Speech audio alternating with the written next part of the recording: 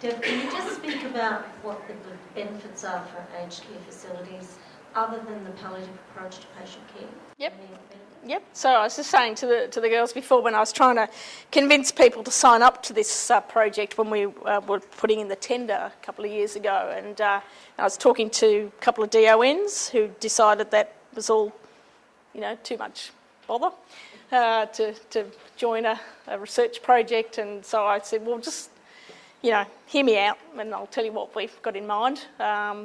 And I said that I can guarantee two things that might make you want to be part of this group.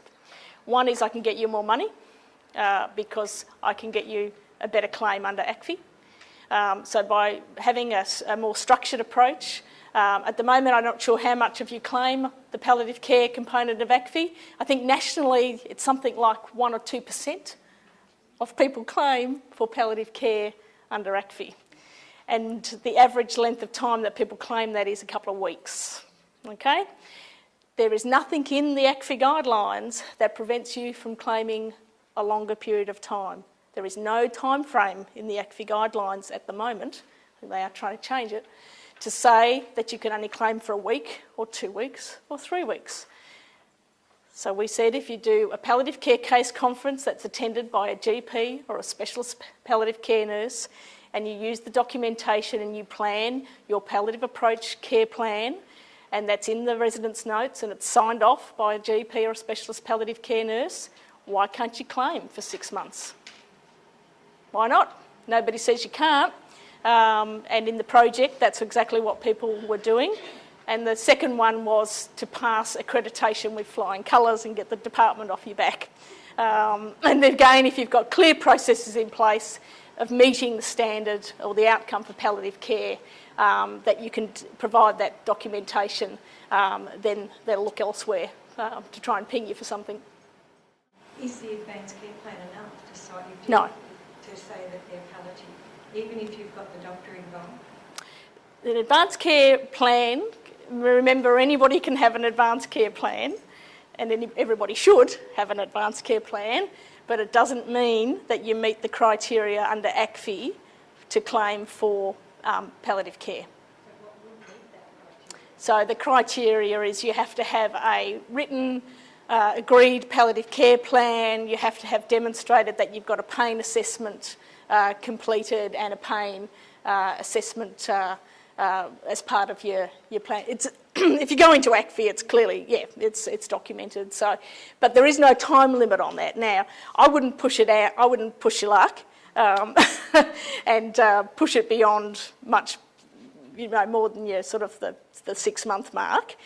So I wouldn't say that everybody that walks in the door, you should be claiming ACFI for palliative care. You've got somebody who's you've been looking after now who's got a terminal illness that's only going down. Yep. She's never going to get better, they're just getting worse, then surely that's palliative care.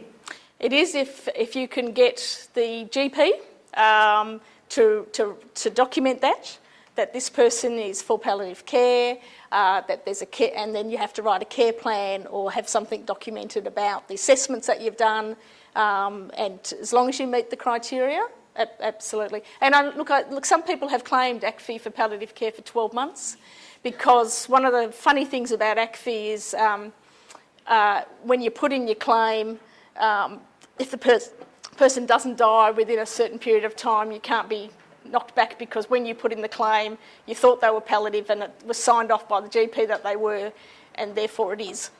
That's one of the little loopholes in ACFI. But I would say, don't rort the system. Be mindful that you do need to have a clearly documented and some sort of meeting, like a case conference or family meeting or something, where everybody is clear of what the trajectory is and the fact that the person is, has months to live or weeks to live. So, but I think people generally are still frightened of claiming for ACFI. So it is a balancing act. But I think that, the feedback that we get from DONs is that they often look for other ways to claim instead of the palliative care 10 points up front because they were unsure if they got audited whether they would that claim would stand up. So sometimes it's easier to look for other ways to do it. But I think if you're getting people in, which you will be doing, that only have a couple of weeks to live, and it is hard to claim for other things because of their prognosis, then they're certainly the people who you should be claiming for.